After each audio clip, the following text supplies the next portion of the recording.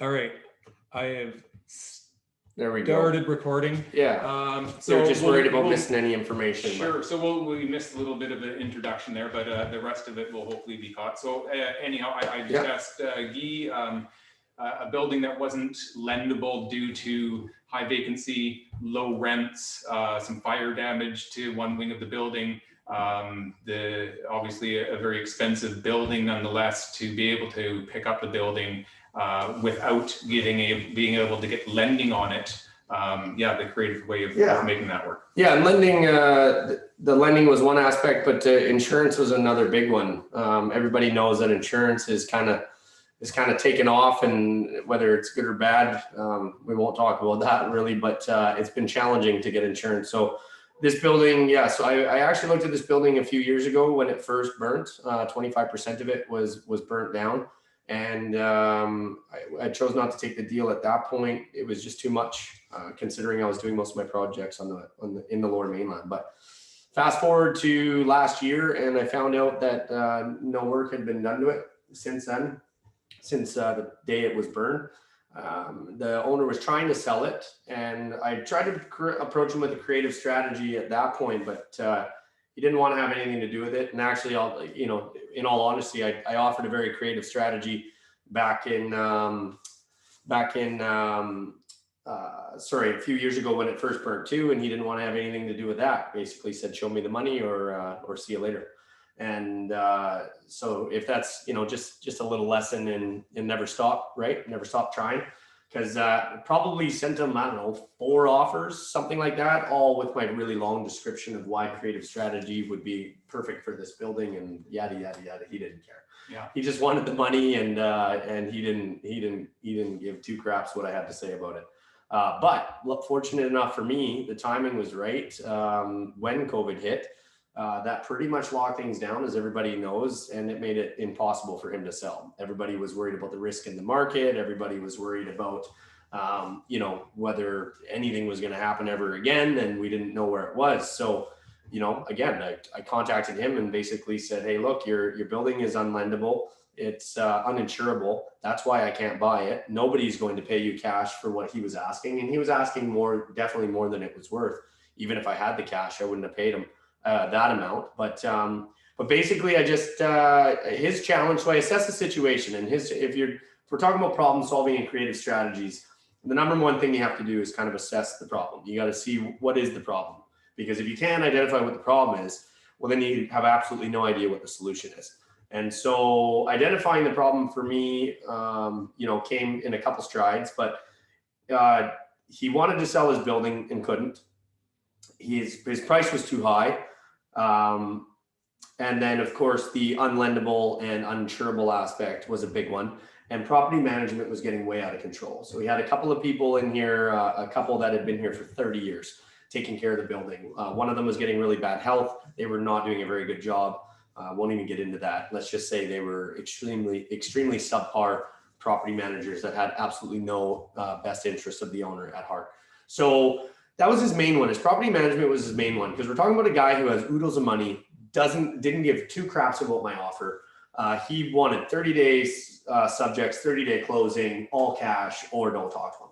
That's a very challenging guy to deal with, right? Because, or owner, guy or girl, pardon me, but basically he didn't seem motivated, and he really wasn't. He wasn't motivated at all. And I was just like, how are you not motivated? Like, you've got all of these problems. And he's like, I got no problems. Like, I don't need the money. He's 89 years old. So it was like, okay, so where is the problem here? And I kept searching and searching. And then finally, he told me, he's like, I don't have anybody watching my building. And that was his big problem. He said, I don't have people I can trust in there. I don't have a property manager. So I said, okay. So after COVID hit, and I told him, I said, look, he told me, he's like, Guy, you either make me an offer, or my lawyers are telling me to go get a property manager and replace the current ones. And I said, don't do that. I said, that's the worst thing you can do. Please don't do that. And I told him, because if you fill that building up with, more bad tenants or subpar tenants in a dilapidated building, the problem's only going to get worse. And for me, a value add guy, that's a no-no. We don't want to add more fuel to the fire, if you will, as far as the existing tenant base. So I just said, look, let me be the property manager. And he said, well, what do you mean? I said, let me go there and manage your building for you. I said, I'll go there for free. It was basically free. I asked for a nominal fee to like pay for my expenses, but basically free. But I told him, I said, look, you're going to have to hire someone to take over control of a very, very challenging building in a very challenging situation. You want to sell it, but you can't because no one will buy it because nobody has the information that they need in order to make an educated decision, i.e. the construction cost, the situation with property managers, the vacancy rates, the value of the restoration, like so many things. And he had absolutely no idea. So I said, let me go and manage your building for you. I'll get your building whipped into shape. I will identify what the problems are. I will also work on a budget and put together a construction analysis for what it would cost to restore your building. I said, and then I will have the information to make you a legitimate offer. Because I said, even if I had the money, I can't make you a legitimate offer without doing an extensive amount of due diligence, which I would normally have to pay for, as would you. So if you had an opportunity to go and do due diligence, let's call it for free, or paid for by the owner, or just not paid for by you, it's a very good situation to at least identify whether size of this project would be worth moving forward. The last thing you want to do is get into a challenging situation, making a whole bunch of guesses and wind up on the wrong side of that coin. And I've been there, trust me. I've been there before, and it's not a pleasant situation. So my experience brought me around to say, look, let's identify this. Anyway, long story short, after that really long story, he said, okay. He said, I'll give you the opportunity. And last May, end of April, he said, okay. I signed a property management agreement, which with him was just basically a handshake. And I came over to Duncan, and that's what I started doing. I started taking a look at the deal from the inside out. Yeah, excellent. And then the actual offer to purchase the property is an agreement for sale. So obviously, it's impossible to purchase the property without the money to buy him out, and the banks won't lend the money. So an agreement for sale, for those of you that aren't familiar, is just an agreement set today with the terms set in the future. So you agree upon a price, you agree upon the closing date, all of the subjects are in 2 years' time. So you will be, in theory, closing approximately 2 years after you get it under contract, the agreement for sale is in place. So again, that's just a creative strategy when you can't get lending for the building and you don't have the cash to buy the building. It's an opportunity to delay the purchase. So in 2 years' time, how are you going to come up with the money at that point to buy the property? Well, to me, that's the easy part. It's just a math equation because so the couple different situations, you can either have an option to purchase or you can have a right to purchase. There are a couple different things. Probably won't get into them now. I've done a video on that before, so we could get a little more dialed into that. But an agreement to sale, good way to put it, is basically that. So we've set the bar today at what the current value is. Now, like I said, he wanted the moon as far as price goes. It was worth almost nothing as far as he was concerned. And I knew he wasn't going to go here. And he knew he was never going to get here. That became pretty apparent. So how I was able to get the agreement to sale, and you're never going to get an agreement to sale and a whole bunch of flexible terms and options at this rock bottom floor price. If you do, fantastic, you got a unicorn, run with it. But traditionally, it's you either get price or you get terms. Everybody knows that. If you get both, fantastic. But typically, you kind of want to focus on the fact that you're only going to get one. So which one's more important? For me, price was not necessarily the issue because I wasn't fighting over what it's worth today. I'm fighting for the right to purchase it because I'm going to be able to get the price at a higher value tomorrow, or get the building worth a higher value tomorrow. So how that works is I set the price today and I say, okay, I'm going to agree to pay this much money. I'm going to go and renovate your building, or I want the right to renovate your building. So allow me to do all of the work needed to get the building into stabilized condition. And then at the end of the day, I'm going to be able to refinance the building at the new set value, refinance or use the refinance proceeds to hopefully, if I do my job well and we're successful, we can pay back the vendor for the agreed cost of the building today, the construction costs for what it's going to take to get it there, and then all of the interest and closing costs that go along with it. And that's really all it comes down to. So my decision today is based on a math formula that I know through experience the banks are very likely to give me when we're done working on the building. So the two things I have to control, or the two things that are mainly in my control, one is the cost of construction, and number two is the net operating income of the building. Those are the only two things that really matter when it comes down to me being successful at the end of this deal or not. And so if I've done, like I say, if I've done my job well enough and we increase the value of the building and I'm able to pay out all that cost of the building, great. If I don't do my job well, or there's something that happens unforeseeable that skyrockets the construction costs and the value of the building exceeds what I'm willing or able to pay, then I lose my option to purchase and he winds up with a renovated building. So the two terms, the construction cost and the net operating income when the building's completed, pretty hard to go and get a mortgage or a loan for, you mentioned an $8 million rehab project. Usually banks are not going to lend that money on a building you don't own. So how did you solve that problem? Well, I asked the owner. We typically get a construction mortgage. So with all of our investments, that's what we've done. We've gotten a construction mortgage, just like building a house, renovating an apartment, building an apartment. And they base it on the same thing. They'll go, okay, Guy, what's it going to be worth at the end of the day? And I say, it's going to be worth this much, and here's why. And they're like, okay, so if you're going to have a building worth this much, we're going to lend you this much. Here you go. And they give it to me at the beginning, and I buy out the owner, or I pay the owner, he gets his money, and then I do my construction and we work with that. In this particular case, we didn't have anything to leverage against. We weren't using the bank. I was using the owner. And so in order for me to get a loan on this building, I would have had to have gone to, get mezzanine mortgage or secure the money against another asset. But at the end of the day, I don't own the asset. And so for me to go and put my money into the deal, what it would have done is I would have been okay with that. But what it would have done is it would have reduced the price I was willing to pay. And so that, again, price or terms, right? So when I asked the owner, I said, look, I want your building's worth this. He told me to F off. And I said, I know you're going to say that. This is what you're asking, and F off, because it's too high. But I said, here's the deal. I said, I can pay this much. And it was a lot more than the building was worth, by about $3 million more. And people were like, why would you do that? It's crazy. And the reason is because I went to him and I said, look, I can pay this much, but the only way I can do that is if you lend me the money. Then I don't have to go and give up a humongous percentage to investors. I don't have to go to the banks and pay an obscene interest rate on the money for 2 years. And I don't have to over leverage the asset per se. And at the end of the day, it's still his building. And so if I don't execute on the deal, he benefits from all of the work that I'm going to do. So I was able to prove, I had a very, very good friend refer this deal to me.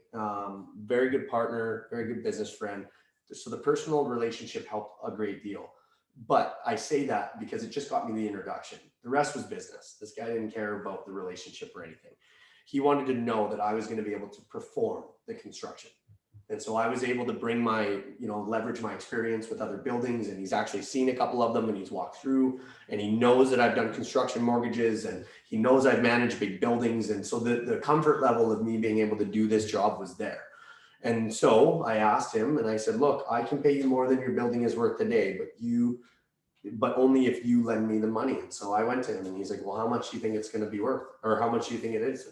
At the beginning, I told him it was going to be about $6.5 million all in, but I said that was very preliminary. I still had to work with engineers and all the rest of it in the city. Wound up being $8.2 million. So I just went back to him about a month ago with the new cost, and basically, he's funding me on the whole thing. So he's funding me on all of it because, my right to purchase is backed by me performing. And then I agreed to pay him interest. So I'm actually paying him 10% interest on $8.2 million annual, not right from the get-go, but like a line of credit. As I borrow, I pay interest. And so, he's making good money on money he would otherwise just be putting into his building. And he's also doing me a solid. Like it's a very mutual thing. So like you said at the beginning, works for the seller, works for us and everybody else. It had to start with me solving his problem, him solving mine, us working that together. and then me creating a plan that benefited for everybody else. But yes, he's funding me on the renovation. Perfect. So that solved the construction cost, which makes it insurable and lendable. But obviously, when we're talking about commercial, it's dependent on the income of the property. So being in BC, the landlording tenancy rules are not usually in major favor of the landlords. Getting rents up is very difficult.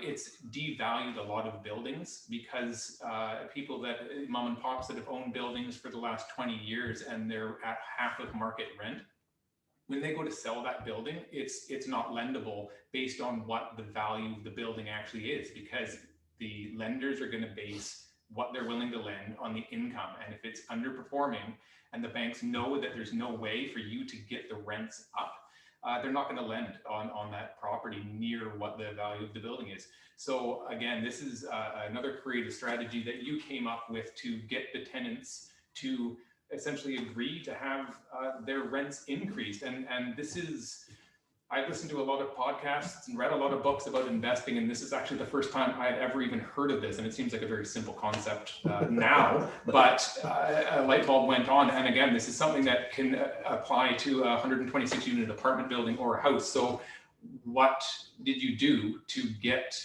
tenants to agree to have their rents increased? I just talked to them, and I talked to them in a very meaningful way. I've been, what you're referring to is renovictions, basically, which, you know, it's kind of a bad word as far as landlords are concerned, and I don't like it either, but it's what we're labeled with. And I've done a fair bit of buildings where evictions have been a part of the process. And like Jason alluded to, the transfer of power, let's call it, for landlords has switched heavily into the tenant's favor, for good cause, and I believe for very good cause, because we have a housing crisis on our hands. And so it's not as simple as just picking up your stuff and going to find another place to go. You know, we've been in the middle of deals where the rules have changed literally as we're in the middle of a deal, and it's had catastrophic effects, both negative, well, mostly negative in our particular deals, because we, you know, didn't see it coming. But also there's just an integrity factor, and there's a part that I just didn't want to be a part of anymore. It's a challenging part. And so again, looking at the problem. So what's the problem? We need to add value to this building. But you can't do that without increasing the rents. You can't increase the rents without affecting the tenants or getting their buy-in. You can't get their buy-in without offering them something that is a give back to them. So the solution was find a way to offer them something that gave them just as much benefit as it does us. So what I was able to do, and just for the record, this was not a fully occupied building. Obviously, we said at the beginning, 25% of it was burnt down. In this particular case, not only was 25% of the building burnt down, but in the rest of the building, the remaining 94 units, there was also a 25% vacancy rate out of those units. So all in all, when you tally that up, it was about a 50% vacant building when I took it over. And so what that allowed me to do was come up with a creative strategy that said, okay, so if I can get the market rents on 50%, or sorry, if I can get 50% of the building up to market rents, that's great. That's half of the math equation. I control that half. The other half has fully occupied units with tenants that are paying anywhere from $500 to $750 a month. And so the challenge was trying to find a solution for that. So what I did was I took over property management. I built trust with the tenants. First, letting them know that I was here for no other reason at the beginning than to really clean up the property management, because this was a place that literally had been forgotten about, and the tenants were suffering in a very, very bad way, both health-wise, mental abuse, physical abuse, just very, very bad. Poor, you would never want anybody to, you know, wish that upon anybody.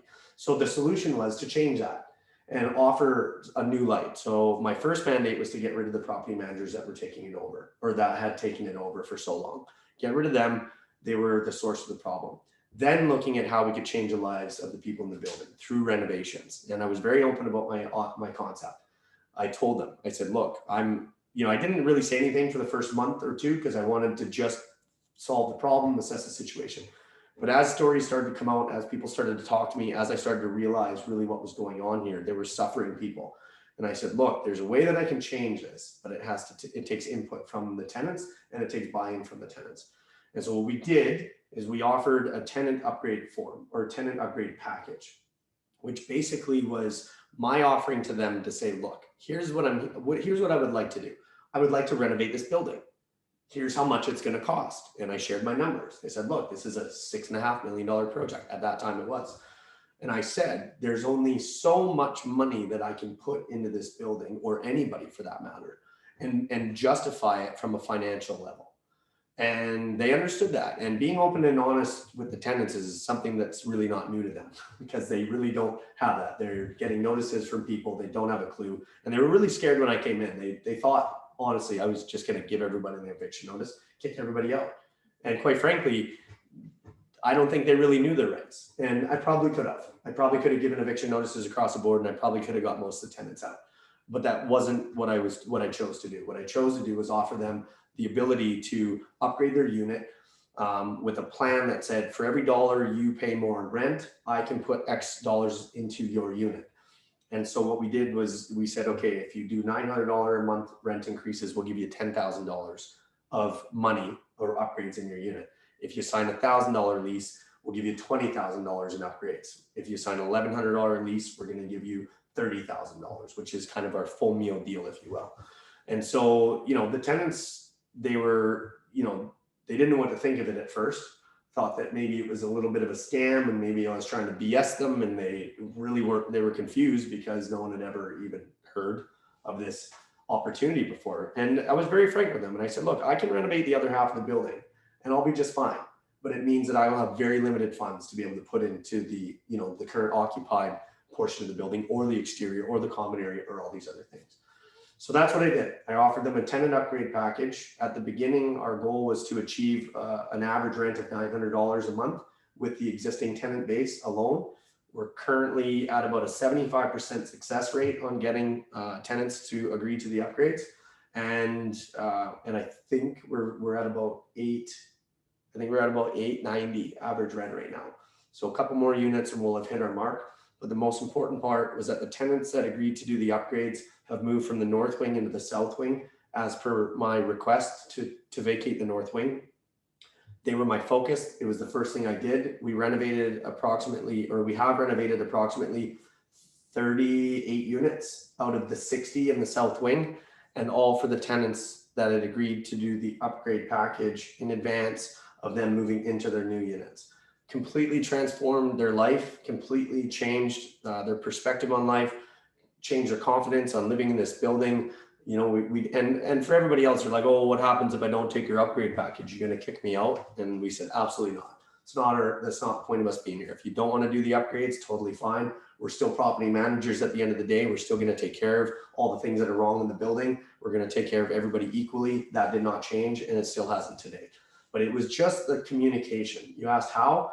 We communicated, and I shared the plan with them. And I said, look, if you do this for me, I can do this for you. That's all it was. And it's just the basic premise of human nature, right? People just want to know that you mean well and that you're going to take care of them no matter what happens. And if you build that bond and that trust, then the world is your oyster as far as I'm concerned. And I think that people can be very successful in real estate if they would just implement that one simple rule. Just communicate, right? And be transparent. Absolutely. And I find, and I've learned this through my landlording experiences, there's an instant resentment when it comes to tenants and landlords. The tenants always just assume, especially if it's a house, hey, I'm paying your mortgage off, I'm helping you get rich. And the tenants always have this kind of, or the landlords always have this thing of this tenant's living in my house, this is my house, this is my rules. And I've realized that that's just the wrong thought process altogether. That's somebody's home, and you need to treat them like it's their home and give them some feedback, give them some options, give them an explanation of the scenario, work with them. A little bit of kindness goes a long way. When they're looking for a reason to hate you and you get them a present at Christmas time, it's pretty hard to hate somebody when they're giving you a present, right? So keep them in the loop. Let them know your goals and intentions and why you're doing it, and that you're working, it's in their best interest that they work with you. If you put up a wall between the two of you, then it's just an uphill battle the entire way. And you guys introduced me to a program called Safer that I was completely That's right, unaware of. That I think most people are unaware of. Maybe you want to touch on that program. Yeah, Safer is just a government funded program that we've come across, through our dealings with, with basically tenants that are on social assistance or poverty, or in poverty, if you will. But it's Safer program, SAFER, is for 60+ year old tenants that can get their rent subsidized to a certain amount. It's based on their income. So I think anybody that makes, I'm just going to broad stroke this. There is a calculator. If you punch in Safer calculator on or BC Safer calculator, it's going to pop up. But it's literally it goes to 3 pages. I think it asks like 10 basic questions, and it'll spit out a number that the government would subsidize for tenants that qualify. The general rule of thumb is if they make less than $2,000 a month in income, and 2,000 is like the peak that they can make before they kind of hit the threshold. But anybody making under $2,000 a month and over the age of 60 does qualify. And so why that's a big deal for us is because tenants, everybody asks, well, how do you get a tenant from $500 a month to $1,000? Like, isn't that going to financially cripple them? My first comment, of course, is, well, anybody can afford anything if they just change their habits, but let's not go there. The main part is, okay, look, you're going from 500 to 1,000 to live, in a very crappy derelict unit that's, basically got nothing new to it, and it's, been in the same condition for 40 years. Let's say you get a mid-range full renovation for signing $1,000 a month lease. I'll offer that tenant some cashback incentive in some cases. We'll offer them extended periods of time that they have until their actual new payment starts. But then Safer comes up a lot. And so for Safer, what people don't realize is, like, if your rent is not high enough, then you actually don't qualify for Safer either. So you could have a $400 a month rent and totally qualify for Safer, but because your rent is so low in comparison to your income, you might not get any money. Whereas that same person, if they wrote down that they have an $800 or $1,000 a month lease, all of a sudden their subsidy could go up to $200, $300, $400, $500 a month. So in some cases, we've seen the rent increase be totally paid for by the Safer subsidy that we introduced to them. Now, of course, it depends on the age. Over 60 is a big one, but yeah, it's as simple as that. It's one of the many things. So for your tenants as well, elderly tenants, there's a lot up and coming. There's a lot on the island as well, but yeah, that's a huge impact item for a lot of the people that we deal with. Excellent. So there was a question on here. Got some questions. Yeah, was it interest on? Someone asked Was it interest only payments to be made to the seller over 2 years? Yeah, so it's not. It's not any interest only. It is an interest only structure, but it's a balloon payment, and so I'm not making monthly payments to the seller. It accrues. So at the end of the project, I'm going to owe the base price plus the construction cost that he's lending me, plus any interest that's accrued on the loan amount. So the interest is not on the purchase price. It's only on the money that he's advancing me for the construction, because that's what I would have had to have done anyways for a construction lender. And then the other one is, how often can you find deals like this on the MLS that can be seller finance? Great question. Every deal can be seller financed on MLS. It's just a matter of asking the right questions. And explaining that when you talk about a commercial property, a lot of the owners are savvy when it comes to real estate, but if it's a house, most people have no idea what a vendor take-back mortgage is or an agreement for sale. So knowing how to word that to the general public or to who you're dealing with so that they fully understand. And again, a vendor take-back mortgage is essentially, they are the bank, they are the lender. They would be on the title of the property as the lender, the same way the mortgage is on the title of most properties. So it is really secure in the fact that they can go through the same foreclosure procedure that a bank can to seize the property if you're not making the payment. So it is very, very low risk to the seller. But again, trying to explain that to somebody that, hey, I want to buy your house, but I'm not going to give you all the money right away, they instantly think it's a scam. So you have to be very knowledgeable and be creative in a way to explain it to them that they fully understand the situation. Yeah, and to answer your question specifically, how often can you find deals like this? It's not too often. Any deal can be seller financed, but deals like this, They require, look on MLS and look for those deals that nobody will buy. Look at the ones that have been on there.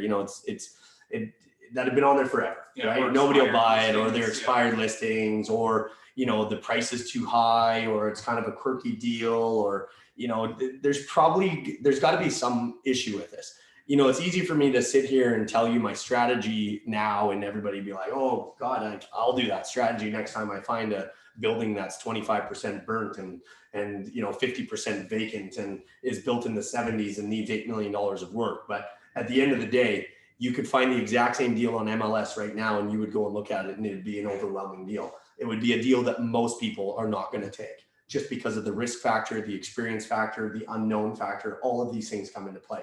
And because you're dealing with a cash buyer, you're dealing with someone who literally has to come in with cash because the bank won't give you that money. So someone's got to be willing to put all that money down in cash, and then all the money down in renovation money, or all the renovation money down in cash. And most savvy guys are not going to do that unless it's a smoking deal. And in this particular case, it was the classic case of a challenging project where the seller wanted too much.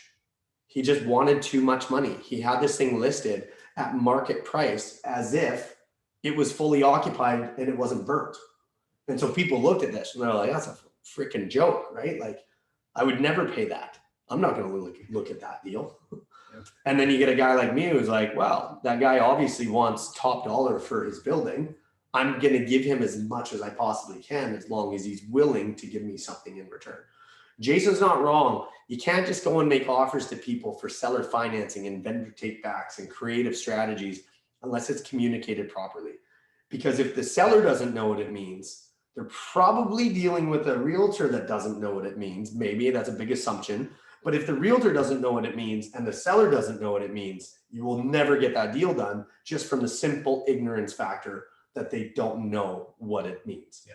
So you might be lucky enough to get a realtor that understands creative strategies in real estate. Most of them don't, because it's linear and it's not a clean sale and it's not within the box. Jason is a very outside of the box type of realtor. And I know many of them, but I also know many that don't know what we're talking about. And so if you don't have that ability to communicate really what it means and what it could mean for the seller, because it could mean some really good things for the seller. Most cases it does. A creative deal typically means that the seller is getting what they're looking for. That's why it's a creative deal, because they want something that most people are not willing to give them. And if you're willing to do a creative strategy, it's probably because you don't have what most people need to go buy that deal. So it's like, it's just finding that perfect situation where a seller has what you want and you have what the seller wants, and you both find the ability to make a deal work. And that's exactly what this deal was. So, I read your question two different ways. How often do you find deals on MLS that you can seller finance? All of them, because you can do it any way that you want, or any deal can be done any way that you want to, as long as both parties agree. But your real question was deals like this. And deals like this are not easy to find. You got to turn over rocks. You got to dig. You got to know your area. You got to understand everything that's going on around that deal, so that when you do find that deal, it's a good deal. Because if I didn't know the rental market, and I didn't know construction, and I didn't know the area, and I didn't know my game that I have been working on hard as knocks for the past 5 years, I wouldn't have known this was a good deal in its entirety. But anyways, I digress a bit on that. Yeah, no, that's a great point. And it's just a reminder. I'm just gonna grab my water here. That real estate is solving problems, and a great way to make money in real estate is to solve people's problems. And if you can solve the tenants' problems, if you can solve the sellers' problems, and create an opportunity where everybody can win, that's when the biggest profits can be made, right? And in society, there's such a competition with everybody that people seem to jump at the conclusion that if you're going to win, someone has to lose. And this isn't a sports game. You're not out to compete against anybody. You're out to find a way where everybody can win. And that's why I really like this deal. And it was so creative. And again, I've listened to a lot of podcasts and read a lot of books, and I've heard of vendor take back mortgages before, and ways to get rents up, and ways to work with different people. But this one kind of brought all of it together into one particular deal. And that's what's unique about it, is there was so many problems to solve. And I mean, it took me to put it together when no one else could, right? So I don't know if anybody want to answer a few more questions. We're going to do a little walkthrough tour of the building to kind of get a better idea of what it looks like kind of mid renovation at this point. And then we'll come back here. So you want to start on that? Yeah, no, I'm pretty good. So we were, that was the plan. We were going to do a little intro. I was just going to take you for a little walk through, show you some of the actual construction happening and the different levels of unit upgrades that we've sort of got going on the north wing. So the south wing, normally I have my map up here, but I'm pointing this way because that's the south wing. But 62 units are that way in the south wing. We're actually in the middle unit of the building, right up in the center on the 4th floor. So to my left is the south wing. There's 60 units or 62 units down there. That's where all the existing tenants are, and most of the units have been upgraded to some extent. Then we go into the north wing where there's another 62 units. The first section of the building, if you can imagine, is 30 units. That's one quadrant. That's what we call North Central. And then the second half of the north wing is what burnt down.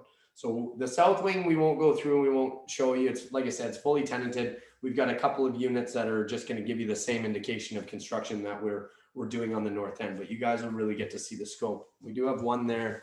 The question,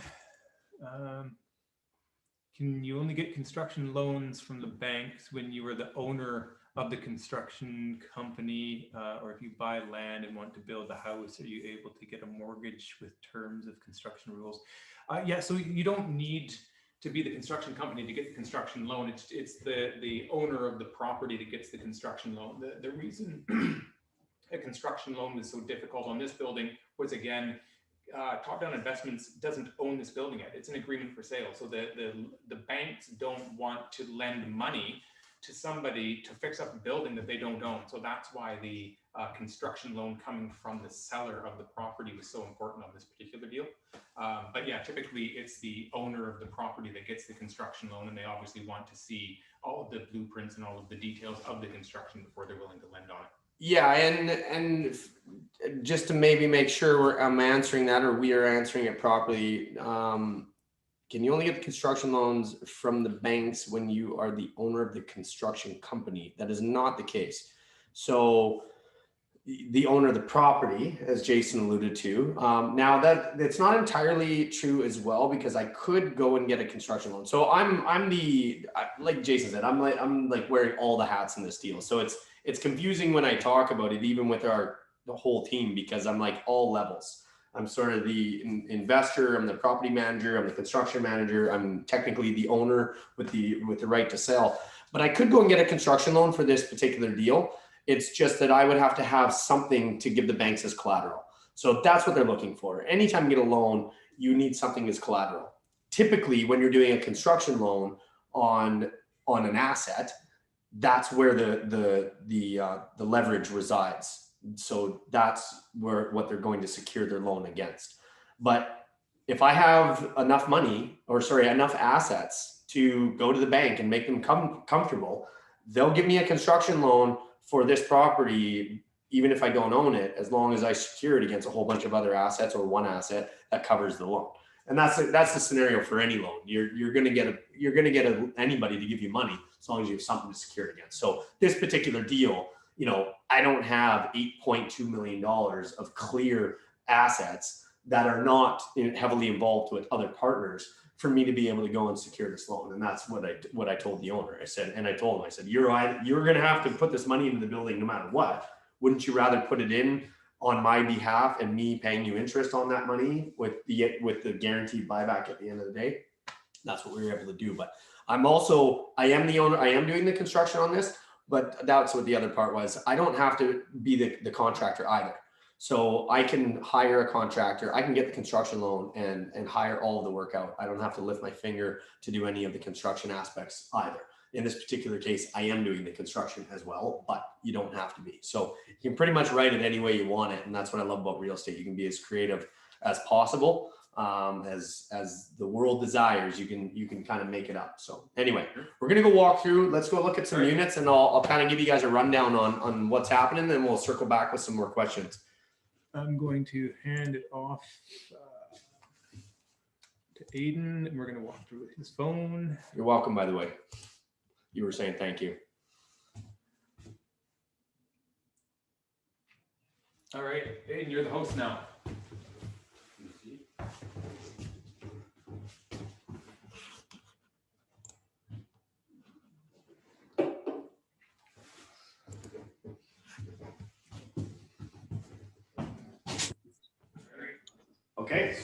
Okay, sweet. Well, we won't show you too much around this one because this is a renovated office, but it's our office and it's messy and we got a bunch of stuff around. So we'll show you some other renovations that we got.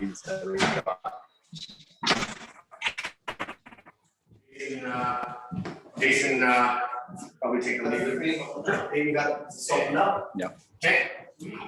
Sweet. So as mentioned, we're in the center of the building. So this is north central. So this is if we're talking construction, the good part about this is that I've never done this extensive of a renovation, but this is as close as you can get to new construction.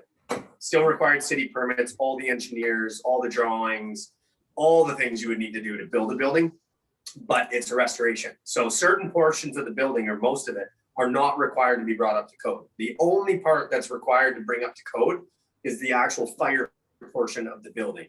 There is a bit of overlap there because the agreement was to put sprinklers in the whole building. That was their number one thing that they wanted from us because of the fact that this building has had 3 fires in the past 8 years, I think. And so it's a huge health and safety issue. But you're in the north central where we didn't have to do code upgrades. And so we've left all the drywall on. That's basically the difference between code upgrades and cosmetic, is that if you go into this drywall, you tear this drywall open, you are into code. You are opening up the walls, you're changing structures, you're dealing with wiring, you're dealing with plumbing. The general rule of thumb is don't touch the drywall, and everything else is pretty much cosmetic. Now I say that, obviously there's certain things that always require electrical permits, plumbing permits, all the rest of it, but not necessarily a building permit or a development permit. That's a humongous difference when you're talking timelines and cost of construction. So this portion is not under code other than having to put sprinklers in. So we're just doing cosmetic upgrades, as they call it. Oh, that's someone's got that. But here's we don't have any used. Do we have a used unit? We probably don't have any original units, any original old units. That's good. No, that one's full. So anyways, this is a standard layout. They're all 1 bedrooms in this building with the exception of 4 2-bedrooms. But I wish I could show you the older units that we had. We'll probably get Jason to send you out some information or some videos on a couple of other ones that, or a couple of the units where we can give you an example. But you know, if you've seen a crappy unit, you've seen a crappy unit. But this is what we're doing to it. We'll go into this area. Pardon me for the mess because we are right in the middle of construction. But we're doing all brand new cabinets, countertops, all new sinks, faucets. In this particular case, we are actually opening up a bit of the walls and repairing any of the old plumbing that's leaking and all the potential plumbing issues that can cause major issues down the road. I'm going to tell you guys my biggest recommendation to you when you're doing an extensive renovation is always try and take care of the plumbing if possible in the older buildings. It is by far the most expensive thing that we've ever had to deal with the maintenance of our older buildings is the plumbing. And the amount of work and the amount of time and the amount of money you spend going through and renovating kitchens and bathrooms and all the rest of it can all be thwarted easily with one flood on the 4th floor, which damages 20 units below it just because you didn't take the time to repair old copper. Anyway, I'm not going to say any more about that other than just pay attention to the old plumbing. All new baseboards. We did all new heaters in this building, so that was a major restoration, a major retrofit. Was replacing all the old boilers. Again, they were leaking, valves were broken. A lot of people weren't getting heat. There was air in the system. It was just one of those things that were just causing ongoing issues. And so we've repaired all of the baseboards with the exception of, I think, 10. The old units used to have old metal doors. Like I said, this was a 70s building. We probably had about 50% of the units in this building that literally had never been touched since the day it was built. But they had metal doors all the way to the ceilings, and so we built these headers down. We dropped the headers to modernize them and put the proper bifold doors in. what we are doing as well, typically in the older units, is we would put the laundry in the closet. That's how we do the retro in all of our buildings. This unit, not so much, because in all of these North Central units, or all the Northland units, we're actually putting them in the kitchen. But for those of you who don't know about them, there's all-in-one washing and or washer and dryer machines. LG makes them, and so does a new manufacturer called Combi we just started using. But it's the size of a dishwasher. It does washing and drying all in the same machine. And we tuck it into the closet of the bedroom, because that's the wet wall to the bathroom. So if you punch a hole right through there, you can tap it in just like a dishwasher, and they're really high efficiency, and they don't overload the plumbing system, which if you got regular plumbing in, you'd have to get code and you'd have to rate your plumbing stacks, and they typically don't meet code. You have to run 240, it's a nightmare. Those washer dryer units are 110, they're ventless, and you don't have to record them as being extra weight on your plumbing system because of the amount of water that it offcuts. So we're doing all new electrical panels in this area of the building as well. You come into the kitchen or the bathroom. Oh, we don't have any lights in here. Pardon me, this is a bad example, but we'll go to another one and find another one. But we're doing all new tub surrounds, all new bathroom finishes. Also replacing any of the doors. So this has had, like I said, it's had multiple fires before. This was an example of a unit that the door was already replaced. This is a door that we replaced because it had the old wood grain lacquer finishes, which you can't paint, so you can't match them to anything. So that's why we have different doors on here. But just a little comment about that. Let's see if we've got, there we go. There's some power in here, although it's a bit dirty, but we put in these big cabinets. A lot of the units in the older buildings, they just don't have a lot of storage. And so storage is like a big thing. So we put in these big cabinets to just increase the storage capacity. Otherwise, it's just the old school, extended countertop with that vacant area underneath, which is really unusable. And then of course, nobody needs that much counter space. We've got these tub surrounds that we put in here, which are 4-piece. So they're nice and easy retro, but they're super durable. They're long lasting. They're easy to clean. They're much cheaper than tile. They're easy to install. And of course, they actually have a really nice finish to them. And then we just do a little tile around the edges, and we call it a day. So here's an example of exactly what we're talking about. In here, we've got 2 spots in here. It's not for 2 dishwashers. It's actually for where we put the washer and dryer units now. Super convenient. It's located in the kitchen. So you got your dishwasher on one side, you get your washer and dryer on the other. Like I said, it's a great way to go. It's how Europe's been doing it for years. So you can take a page out of their book. Jason, you got any questions as we're kind of walking through? It's sort of up to you, or if you want me to just keep going. I think we should keep going. You're answering all the questions so far. Sweet. So we can only walk through so many units. There's not really much to show you. There's 30 units just like that being done. This 4th floor, we're just waiting for appliances and then some extra trim.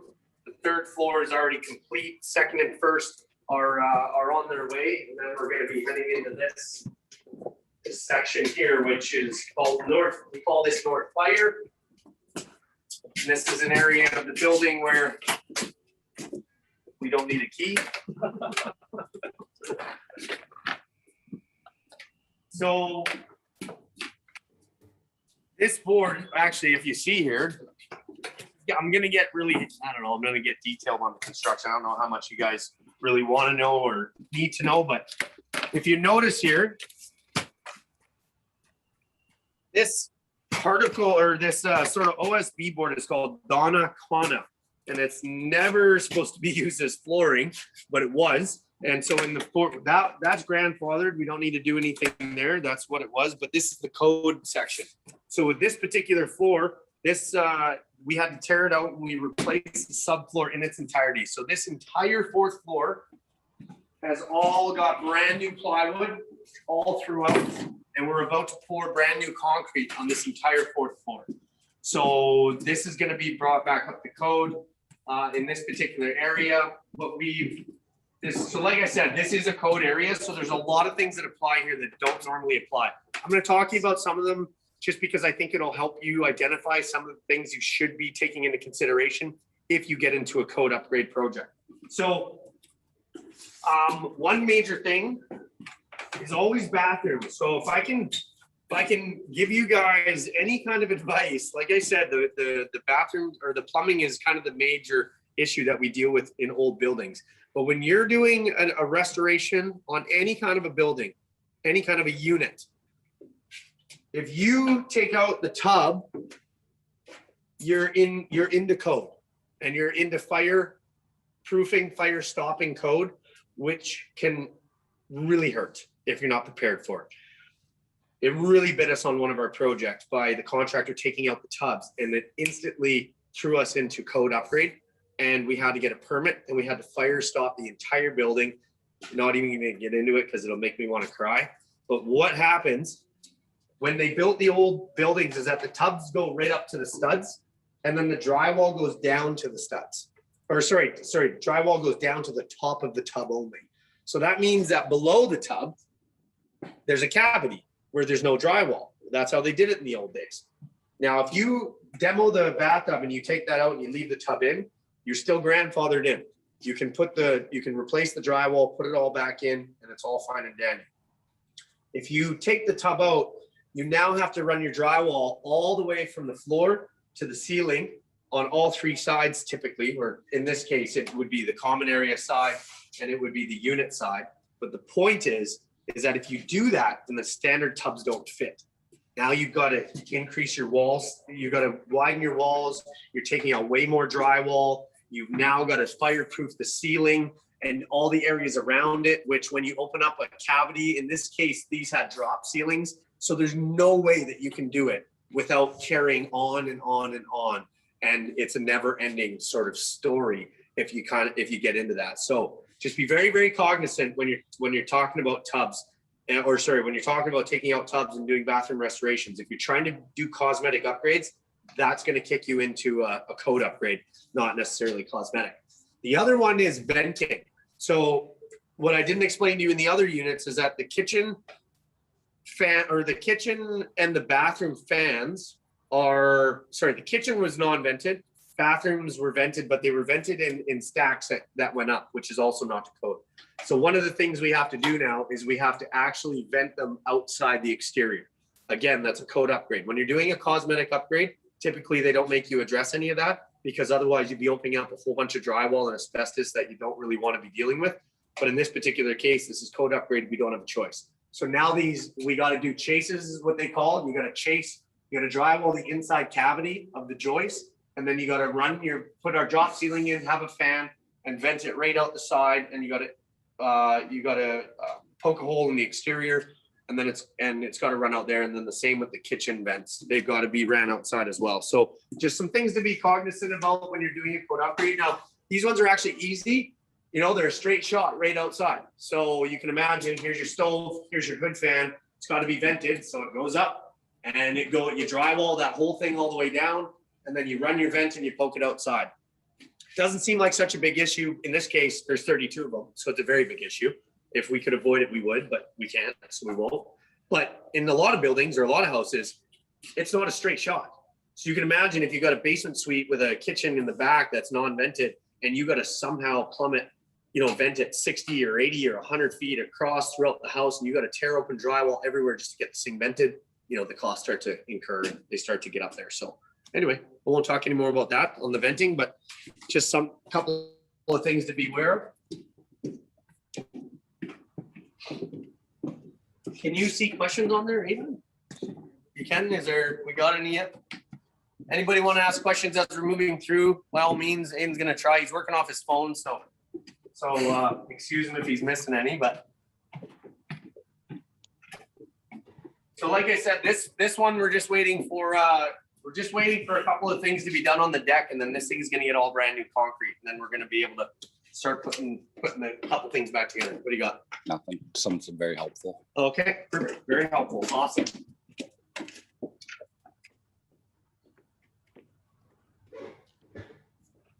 So what do we got here? So one of the things that you won't notice about the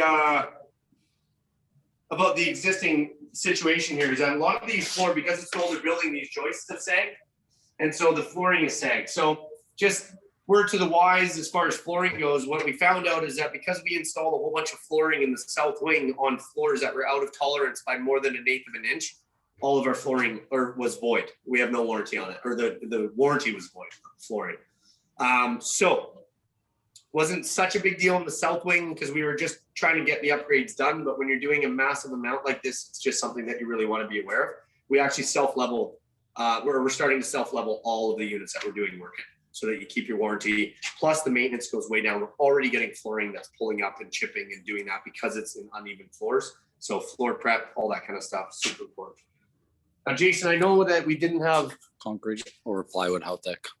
concrete or plywood, how thick? Concrete over pipe. That up top is 1.5 inches. So we've got, we were scheduled to have, requested to have 3/4 inch ply with 1.5 inch topping. I think that because there was a change in thickness, I think we're doing like 1 3/4 inch topping on that fourth floor. How are we doing for time? Yeah, I think we're doing all right. Yeah, we're good with this. Okay, good. Battery, 16%. Okay. FYI. Yeah. So all of this electrical will have to be redone in the unit. So the code didn't require us to replace the actual wires going from the meter to the units, most of them. But the wiring inside the units was no longer to code, so that's all got to be redone. We're replacing all the plumbing and all that stuff as well. Let's get down here to the first floor. So I'll show you the inside here real quick. There's not a whole lot more to see. This is, just your typical full-on renovation. We did remove all of the drywall. Half the drywall was removed when I took over this because of the abatement that was done when the fire happened. But half of the drywall was left as well. And we got it removed because it's almost impossible to get trades to work within an asbestos environment. So we got the whole thing abated, got everything taken out. Sometimes it's a cost you don't really anticipate, but trust me, you'd rather just get rid of it and start fresh than you would working with the other stuff. Anyway, we're standing in the unit where the fire was. So this is unit, I think it's 106, somewhere around there. No? Like 16. Yeah, 116's at the end. I think so maybe we're like 112. Anyway, it was a fire in this bedroom. So the fire started in the bedroom, blew out the windows and the glass sliding windows and blew out the outside and tore up the balconies all the way to the roof, out the past the fourth floor into the roof, burnt half of the roof, and then spread within here. But the damage was pretty contained to this unit and the ones above it, except for the outside. And I'll take you for a little quick jaunt outside so that we can take a look at, you can see the magnitude of the damage.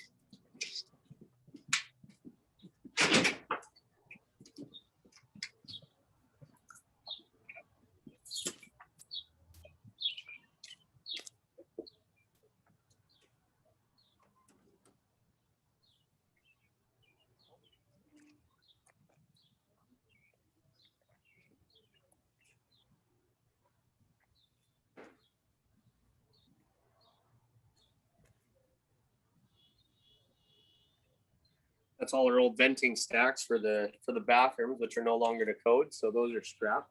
But you can see right here. So this is where most of the damage was incurred from the entire fire. We've had the joist now completely replaced.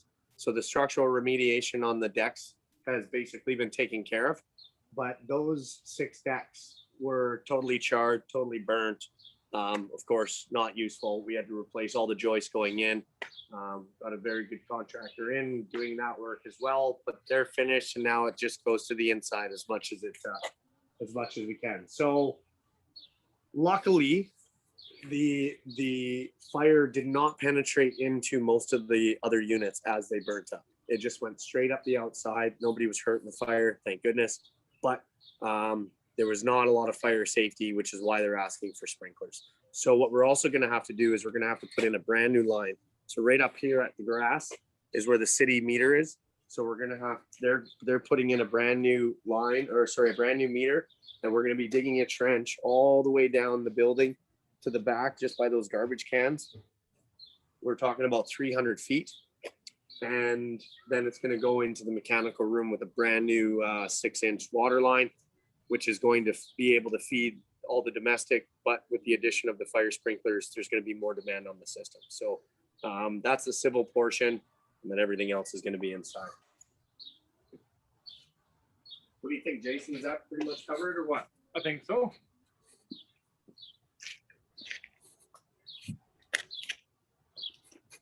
When you're working on the buildings and you're working on value add and you're working on rent, of course, curb appeal is a major factor. And so that's what we're going to have.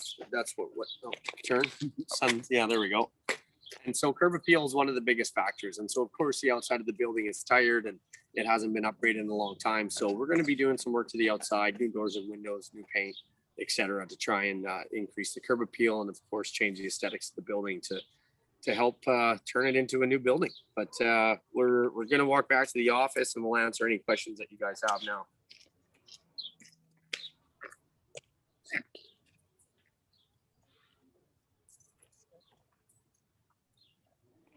Keep it out there, buddy.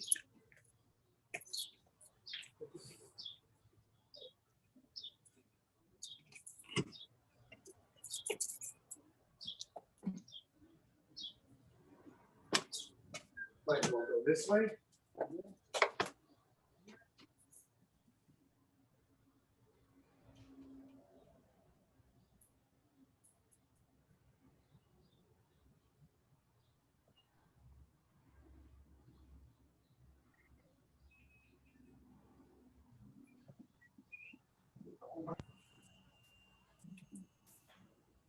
Let me take a little gander at one of these units here.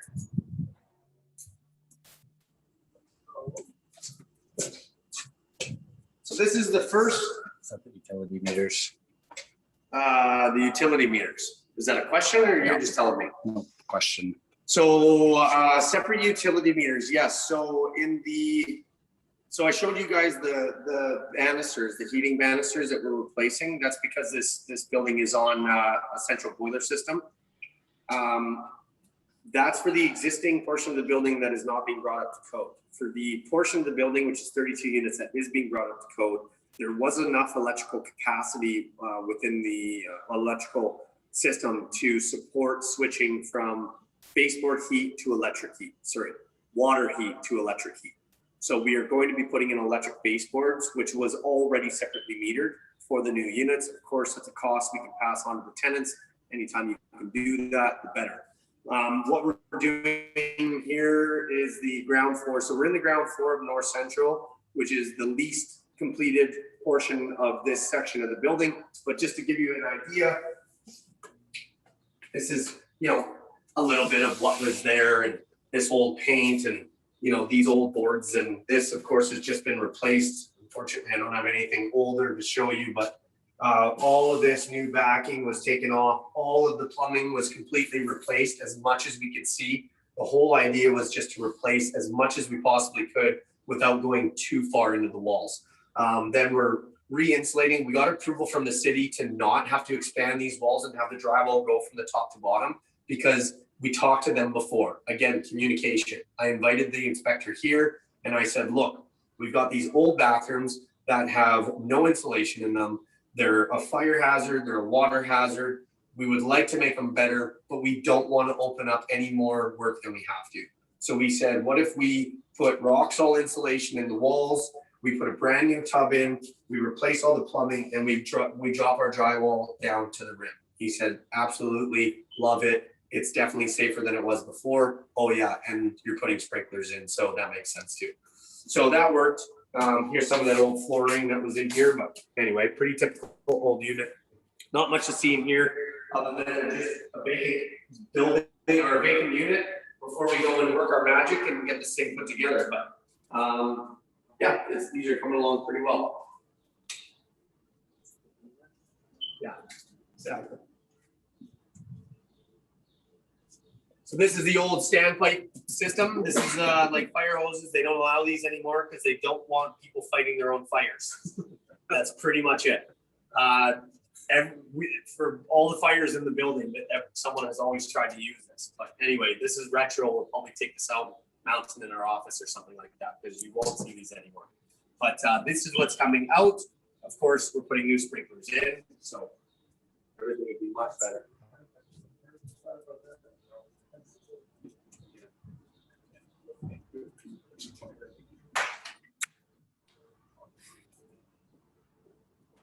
Also, a code thing is these stairs are not to code. The rise and the run don't meet code anymore, nor does the landing. It was another thing that the city grandfathered in because the amount of work it would take to structurally change the north fire set of stairs would have been so significant that it would have started to erode the possibility of us making this financially possible. So we're also, when you do a sprinkler system as well, the standpipe typically goes in the stairwell. As you can see, there's not much room in here already. If you put a standpipe in the corner here, you're losing another 6 inches, 6 to 8 inches off the wall. Plus you have to have your meter set come off of that and a bunch of other fancy sprinkler stuff that I don't know the terminology for, but basically it just erodes the space in here and makes it even tighter. So a solution that we came up with, because we're doing it throughout the building, is actually to put the standpipe in the hallway. And because we have enough room in the hallway to still meet our clearances, we're gonna have a standpipe in the hallway, which we may or may not box in, we don't know. But then it comes into the stairwell, and then you'll have an outlet into the stairwell without taking up any more space.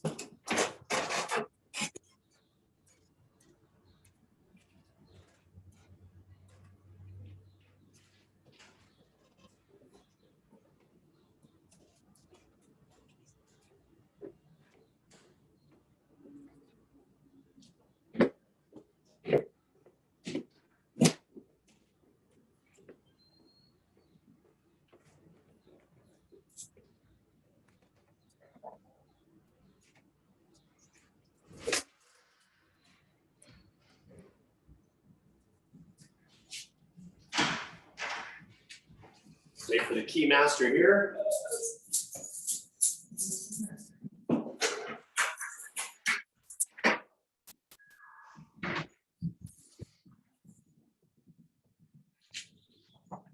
There you go. All right, you want to hand it?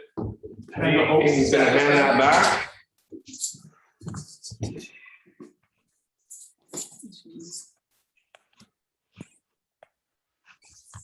Should be good. All right, we're back here then. Perfect.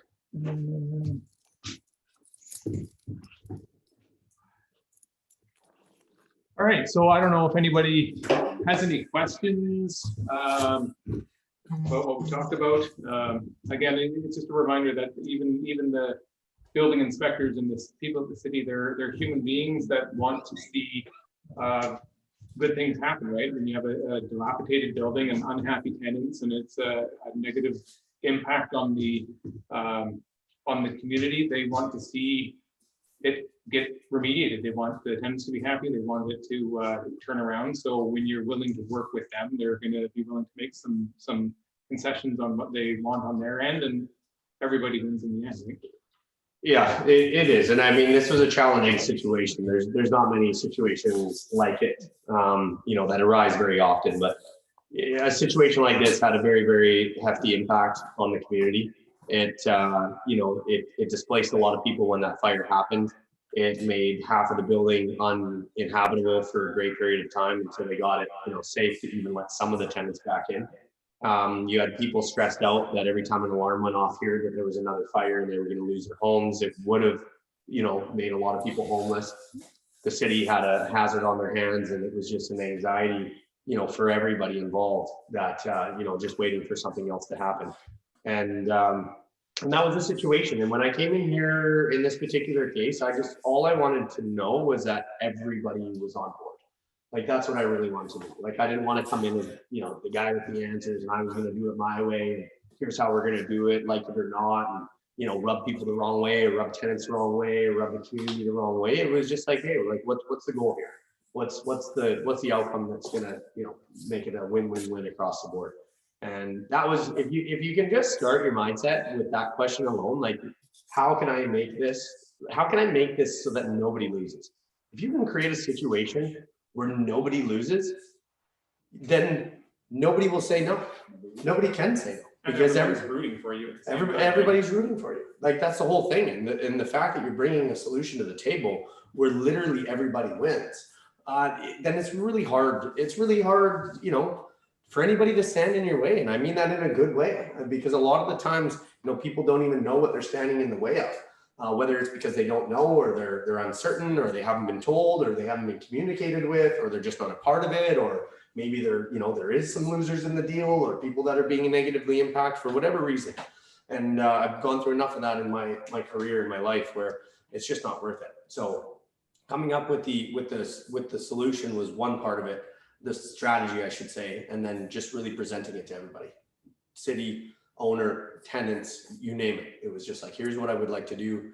Would you, you know, is everybody on board? And you know, everybody said yes, and now it's my job to perform and do what we said we were going to do. So sorry, first of all, someone said, how much would be your strata cost to tenant, and what's going to be included after increasing the rent after project will be completed? So this won't be a strata. So strata is an ownership building. So that's more of a condo term where you own one unit out of the building. In this particular case, there is no strata cost per se, because it's a tenanted building. In this, I think what you're probably referring to is more of the utility cost, which would be, you know, heat and hot water are provided already in the building. Electricity is separately metered across the board, with the exception of what I mentioned before, where the fire portion of the building is actually going to have the heat switched to electrical. So that means that the tenant will pay for heat and electricity. We will still pay for hot water because that's how the building is plumbed, and we're not going to get away from that. But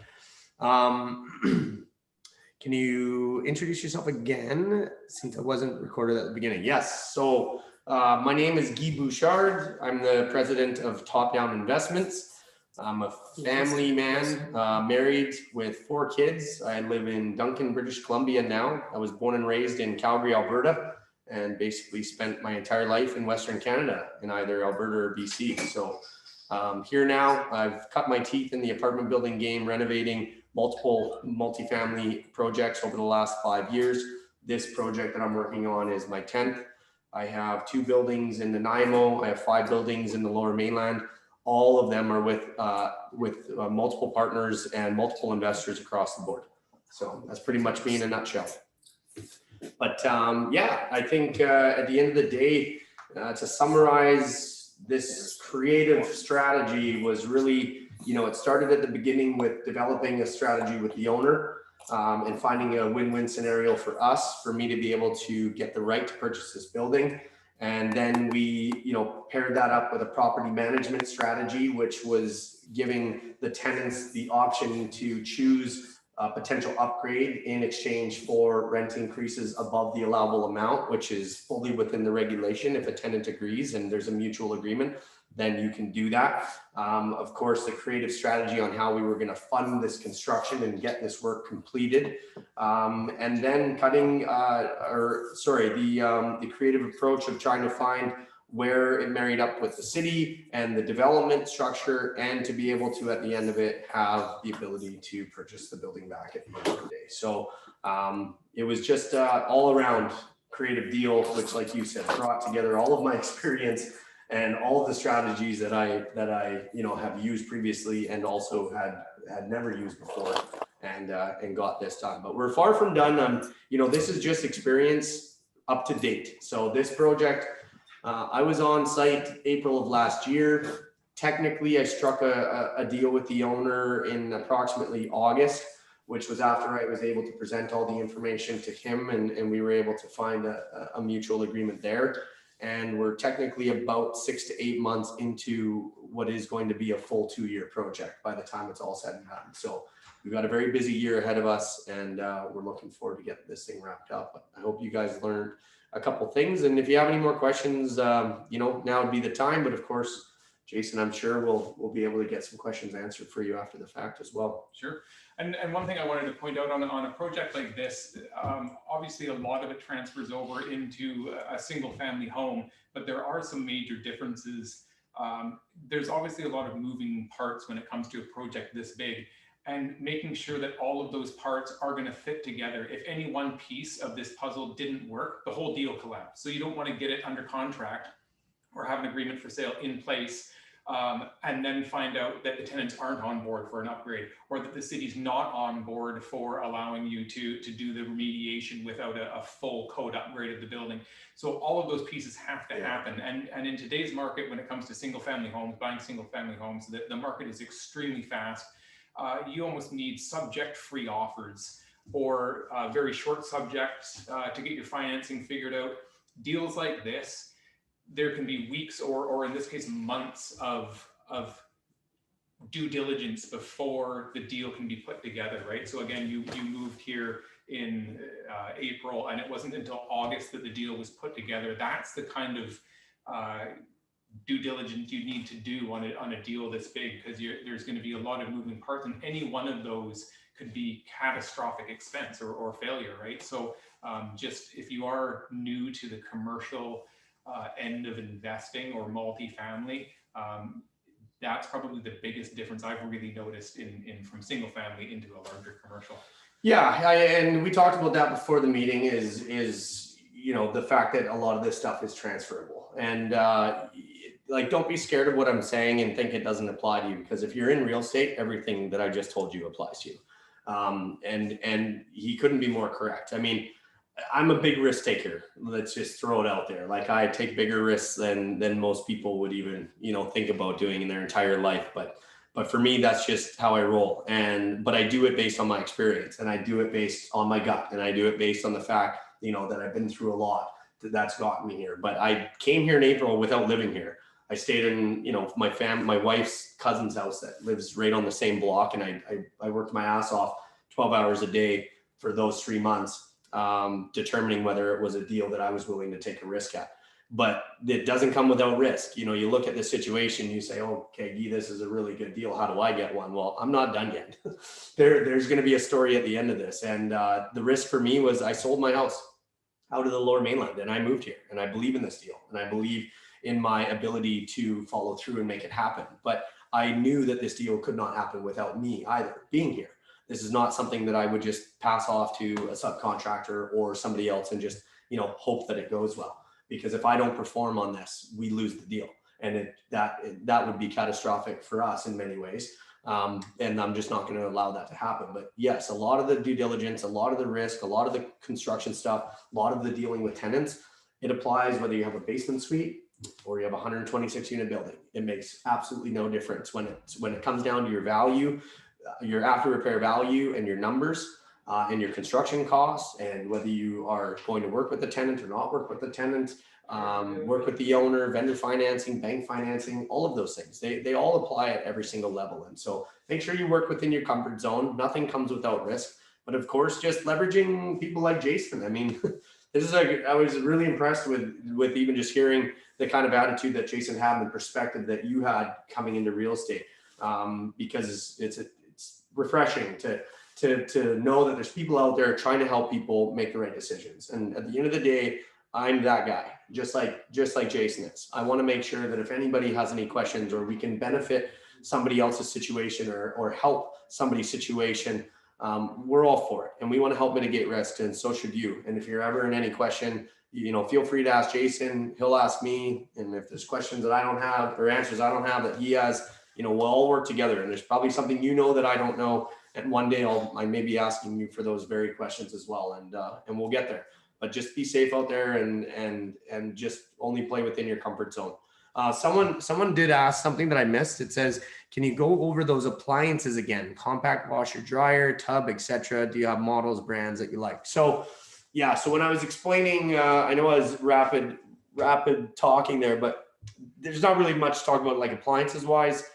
You know, just get the best deal, look for best bang for your buck. You want reliability, something that you're not going to have to put a lot of money into. I never buy super bottom end appliances. because you'll deal with that for a long time. It's just, investing into good stuff. But I think what you're really asking is the washer and dryer. So the washer and dryer is an LG. So it's LG combo unit. It's a combo washer and dryer. I don't have the model number and stuff like that, but it's called the LG all-in-one washer and dryer. If you Google it, you'll find it. The other name brand that I told you about is what we've just started dealing with is Combi, COMBI.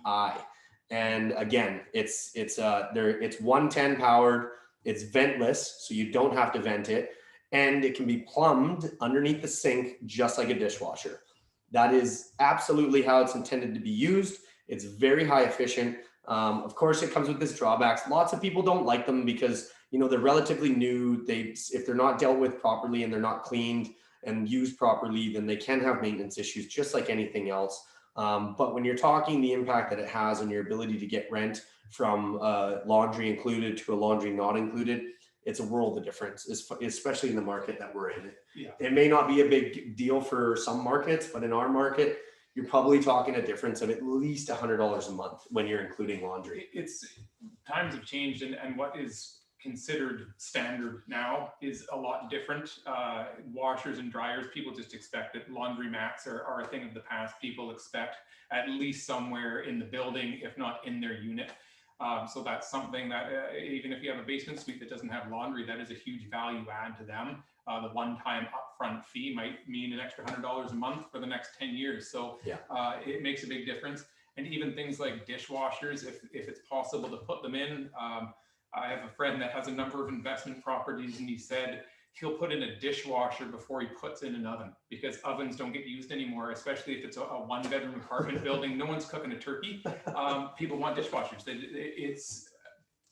Times have changed. Dishwashers were not in rental units 20 years ago. Now you're missing out if you don't have that. Yeah. So you're going to attract a kind of different clientele and not get top dollar for your units if you don't have the amenities people expect these days. Well, and people just got to work more. People have to, especially in this market, they are working 2-3 jobs, and nobody has time to do dishes when they come home. I don't even like doing dishes when I have time. So yes, it's just one of those things. But anywhere you can add value, I'm just going to make sure we didn't miss anything else down there. I think we got it all. Very informative Zoom, greatly appreciated. So yeah, no, I hope you guys got a lot of value out of that. It was awesome to do this. Jason, like I said, it's always a pleasure. And yeah, if we don't have anything else, then no, I appreciate you taking your time to come out here and show us around, because again, I believe in the project, and I've learned a lot from it myself, and I think other people will be able to take something away today and implement it. And again, if people are interested in investing in real estate, I'm a big fan of doing it yourself and buying an investment property. If you're not interested in being a landlord, you're not interested in learning about it, and you don't love it, then you can always invest with somebody else, right? I love real estate. I love dealing with tenants. I love doing renovations. I'm all in, but I know a lot of people, they don't like it at all. So you might be able to invest with a company like Top Down Investments and get the returns that you'd expect if you were to go and do a project on your own. So again, that's always an option for people. Yeah, I appreciate that very much. Like I said, all of our deals are done with investors. And so we're always looking to partner with more capital for more projects.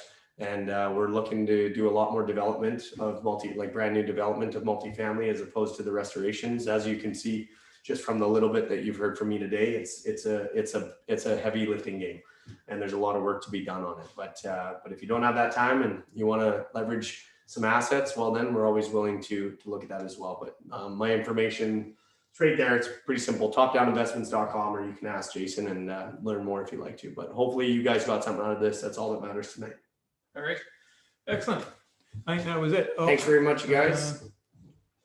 How would you rate a current fourplex? How would you rate current market for a fourplex? They're really, really overpriced. The problem with small multifamily is they're affordable for anybody. So if you have a multifamily that's $800,000 or $1 million, people can go and they'll have the 20-25% down for that building. And then they just go get a traditional mortgage. So people can take those on by themselves. It's not a big deal. So there's lots of competition. Obviously, the stock market is not, I mean, it's up and down. Putting your money in a savings account generates next to no income. So people are looking to invest in real estate, and a lot of people are looking to invest in 4-unit, 6-unit, 8-unit apartment buildings. So there's extreme competition, and I've seen them sell for as low as a 3 cap, which means if you have more than about a 50% mortgage, it's not going to cash flow. You're going to be running a net loss. So people are paying cash for those units, which is very hard to compete against because they're not expecting much for returns. When you get into the larger multifamily, a lot of the smaller competition kind of dies off. People expect a certain cap rate when it gets into the larger multifamily buildings, and you might expect better returns. But again, now you're doing capital raises, and you know, it's a whole nother ballgame that's a lot more involved, right? So unfortunately, the small multifamily are very difficult to get into. Yeah, yep, they are. I mean, it's not an easy market no matter what. I mean, it doesn't matter which area you're in. It's just not an easy market, and there's not going to be any easy step in and no easy deal. Typically, it's just the old fashioned hard work. Yeah. Learn your market, figure out what you want. But you know, it all starts with just understanding why you're investing and what you're looking for. It's so cliche, but it's so true. Yeah. You know, figure out why you're doing it, because once you figure out why you're doing it, you'll quickly figure out what you're willing to do for it. Absolutely. Right. And then that equation will help dictate sort of what you're going to want to invest in, whether it is a full-time job or just an armchair investment or something like that. But if you're full on and you want to go find deals and you want to invest your money and be the boots on the ground, just like we're talking about, it's not easy, and you just got to put in the hard work. And those who persist, and those who continue to look for what they're looking for and continue to find deals and continue to find ways to make money, it's going to come. And you just got to know your market. That's the best thing. So the best thing to do is just know your market, because like he said, it's very competitive. But when you find a fourplex for the right price and you know the market because you've been looking for a year, you're going to know it's a good deal and you're going to make an offer that day. Yes. You're not going to spend 2 weeks thinking about it and going to look at other things because you're uneasy because you didn't gather enough information. Then it's gone. And as Guy mentioned, there's risk associated with investing in real estate, obviously, but it's calculated risk, and know your numbers. And the more properties you look at and the more you run the numbers, the more you spot a deal. And I have a client that I've been working with that has been extremely diligent with checking the MLS listings every single day, running the numbers on comps all over the island. And she's managed to pick up 3 properties in the last month, one of them being a 6-plex in Port Alberni. That is a totally turnkey, fully renovated, beautiful 6-plex that's going to cash flow significantly. We had to act very, very quickly. We went into multiple offers and we got it. But that was a turnkey, fully tenanted at market rent, fully renovated property that cash flow from the get-go. So they are out there, but she knew exactly what she was looking for, saw it, we wrote an offer on it, we bought it. You can't think about it. You can't look at something and then decide 2 weeks later that maybe you want to buy it in this market. That's not really an option. Exactly. So yeah, know the market. Anyway, without further ado, I think that's all. And if you have any more questions, I'm always here. Sure. Excellent. You guys have a great night. Have a good one, everyone. Pleasure to meet you.